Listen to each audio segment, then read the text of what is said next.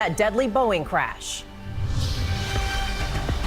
New reports this morning that the black box data confirms it may have been a software glitch that led to the death of 157 on that doomed Ethiopian Airlines jet. Our team live with the latest. Overnight, the president triumphant in his first rally since that letter on the Mueller report was released. The collusion delusion. He's lashing out at Democrats in a raw, unfiltered rant with ridiculous as demands grow for the full 300-plus page Mueller report to be released. New trouble for Jussie Smollett. The city of Chicago now demanding he pay back more than $130,000 for their investigation into that alleged hate crime. Jussie's team firing back as the Empire actor may be planning a major public appearance. Tourist tragedy at the Grand Canyon. A man taking photos on this popular skywalk stumbling and falling off the rim. The former animal handler for Siegfried and Roy now speaking out to The Hollywood Reporter 15 years after that horrific attack that ended the iconic Las Vegas show and nearly killed Roy. What he believes happened that night. And bracket buster. Purdue dancing their way to the Elite Eight with their overtime thriller taking down Tennessee with 3 after 3. And the Purdue Boilermakers headed to the Elite Eight. Busting the only perfect March Madness bracket left.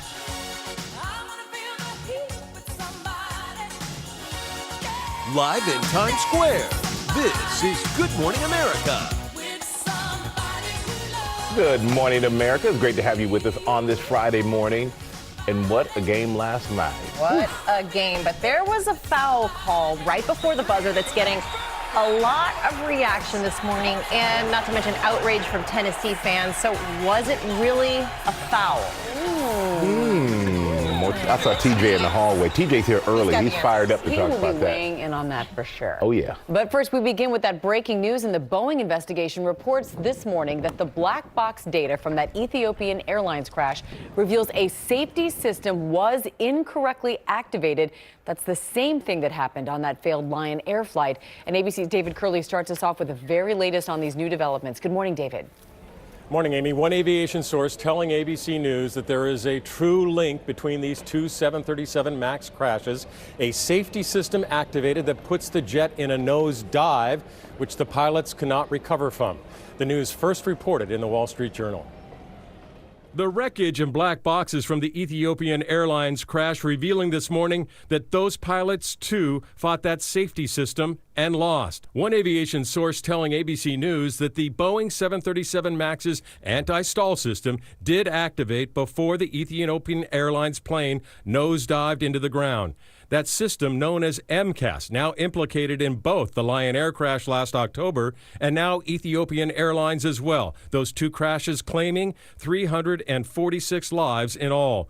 The system, believing that the jet is stalling, forces the nose of the aircraft down. In both crashes, the pilots fought, forcing the jet to make wild up and down movements.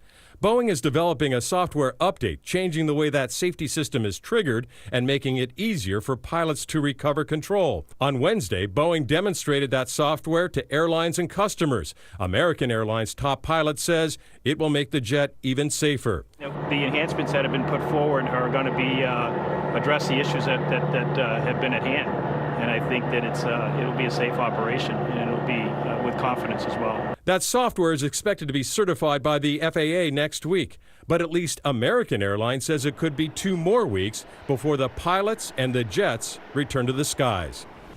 Now, two sources tell ABC News that the Ethiopians are expected to release their preliminary report as early as today. If there is any good news in this, it is that the software fix that Boeing is working on could address what caused both of these accidents, that there isn't something additionally wrong with this 737 MAX. Cecilia? David Curley on this story from the very beginning for us. Thank you. We are going to turn now to President Trump, fired up overnight in his first rally since Robert Mueller concluded his investigation. And the president in Michigan was lashing out, going after Democrats' personal appearance, using profanity, and declaring complete vindication. ABC senior national correspondent Terry Moran was right there for it all. He joins us now from Grand Rapids. Terry, this was vintage Donald Trump, but he had a lot to get off his chest. It sure was, Cecilia. It was a doozy of a Trump rally, almost an hour and a half long, a packed house. It was a victory lap and more. But if you expected generosity or magnanimity in victory, well, this is Donald Trump, and there was a bit of vengeance in the air as well as victory as the president promised to pay back his enemies. The collusion delusion is over. Overnight in Michigan, President Trump triumphant, reveling in this moment. The special counsel completed its report and found no collusion and no obstruction. I could have told you that 2.5 years ago very easily. In his first rally since special counsel Robert Mueller concluded his investigation, the president had a lot to get off his chest. Total exoneration, complete vindication. You know, it's interesting. Robert Mueller was a god to the Democrats, was a god to them until he said there was no collusion. They don't like him so much right now. The president there brushed aside the argument that while Mueller found no Russian collusion, he didn't actually clear the president on obstruction of justice charges. It was Attorney General William Barr who said Mueller's team lacked the evidence on that crime. But this was a night the president was celebrating, punctuating the moment with a bit of profanity. Defrauding the public with ridiculous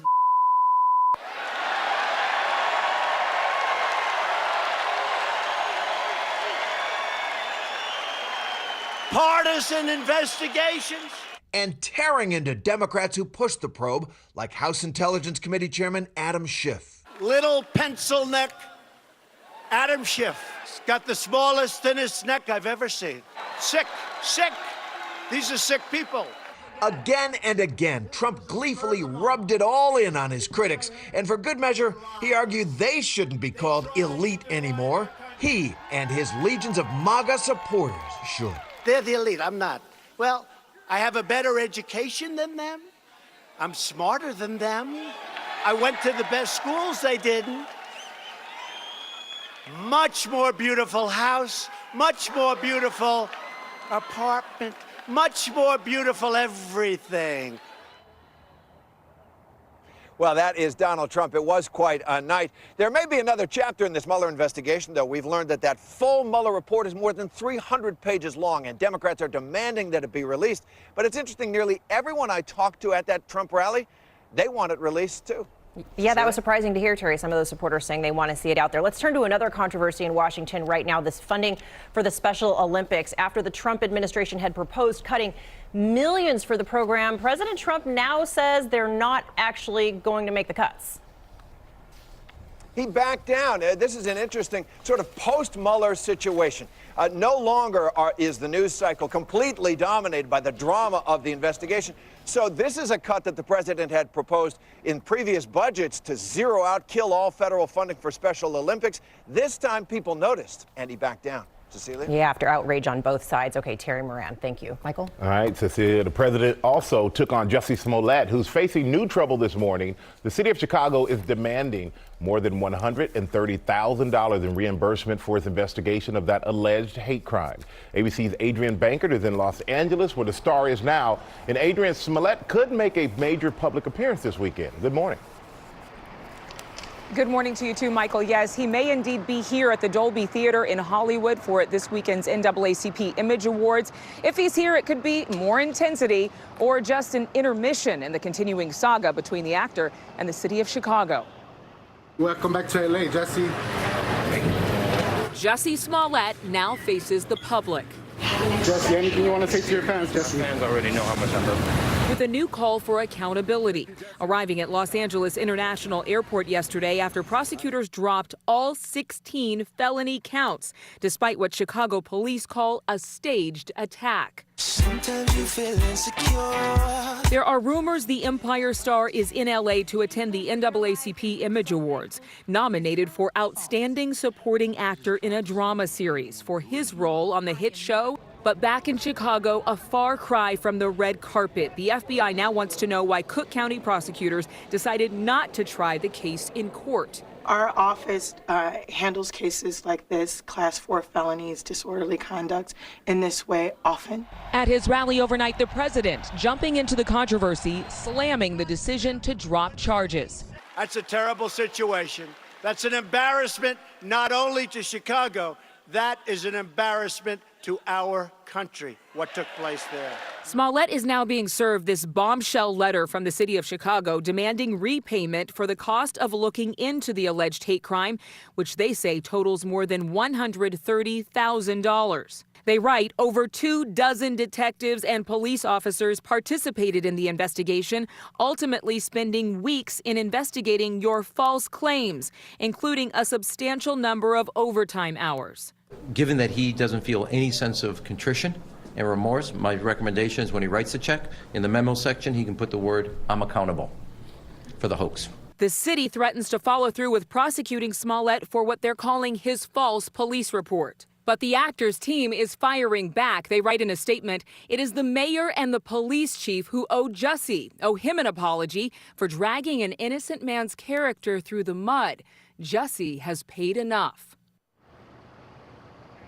And the city is giving Smollett just days to decide whether he'll pay that more than $130,000 or face further legal action. Amy? Yes, the saga does continue. Adrienne Bankert, thank you. Turning now to an update on WOW Air, the Icelandic budget airline that ceased operations due to bankruptcy, grounding flights, leaving travelers stranded across at least 2 continents, and thousands of them now with those worthless tickets. But people stuck with a WOW Air ticket can now head over to Icelandair, which is offering discounted fares for select locations. A lot of frustrated passengers there.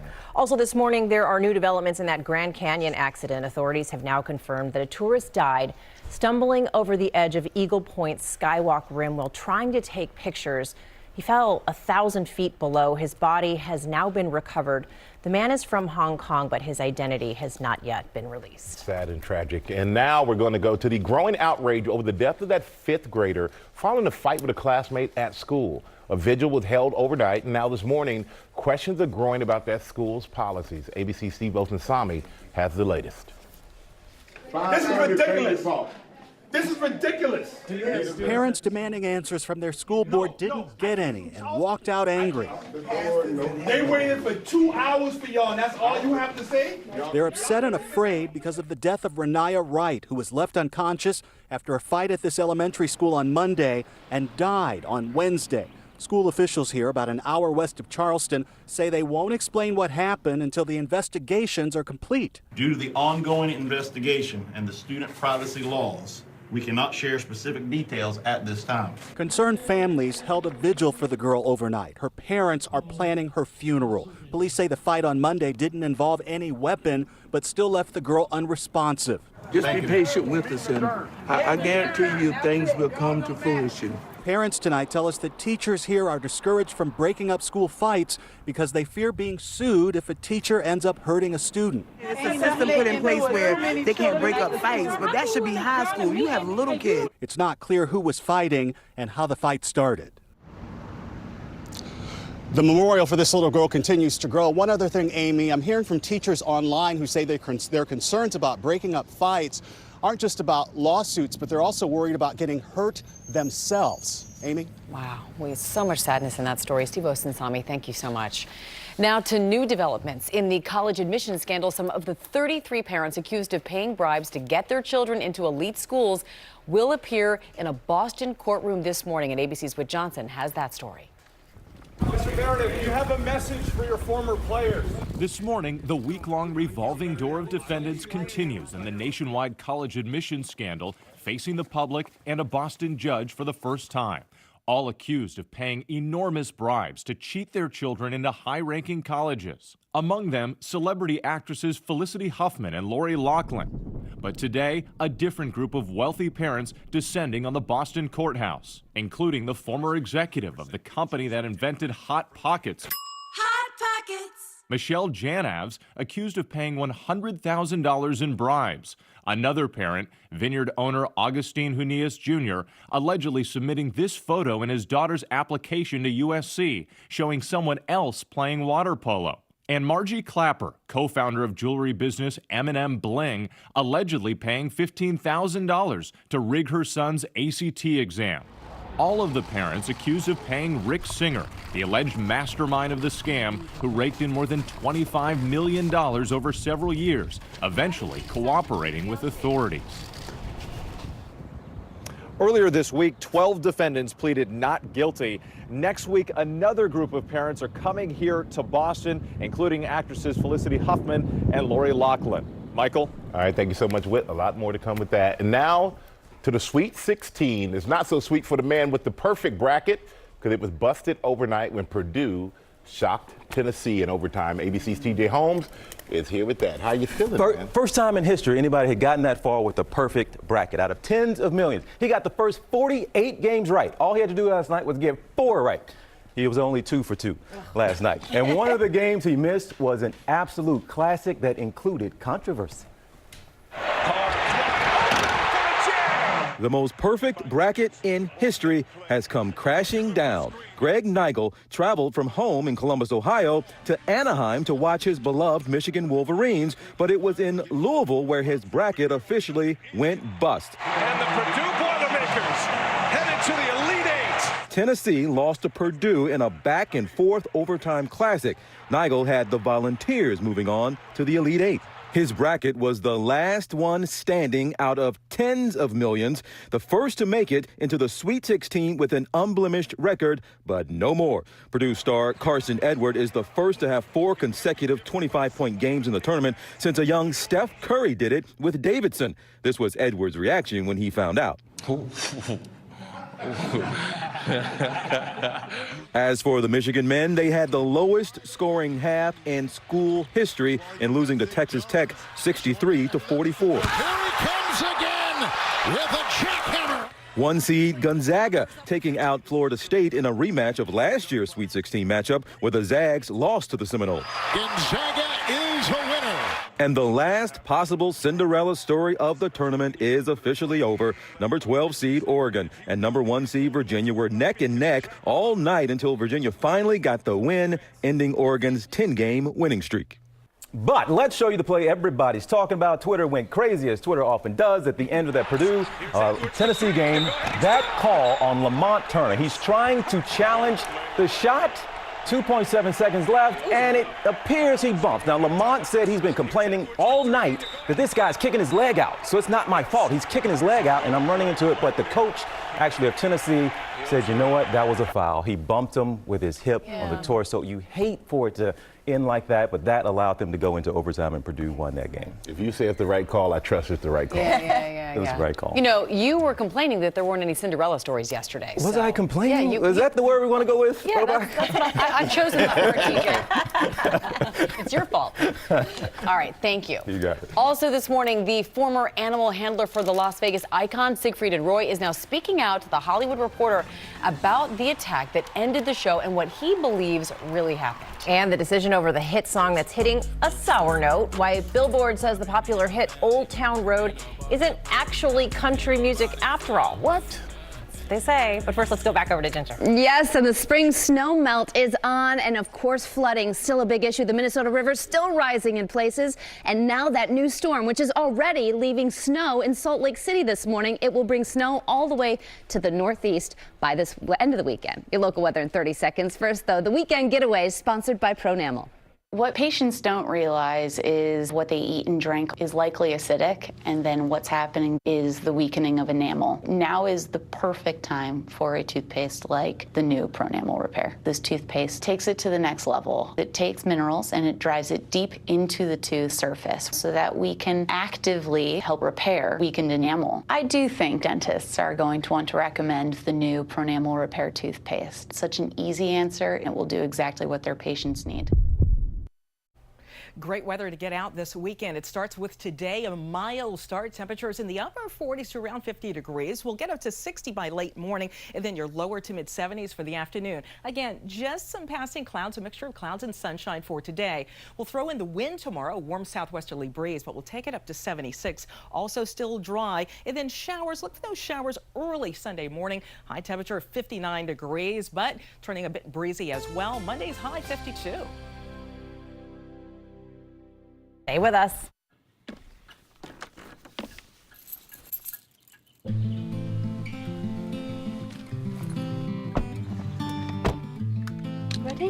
Carla is living with metastatic breast cancer, which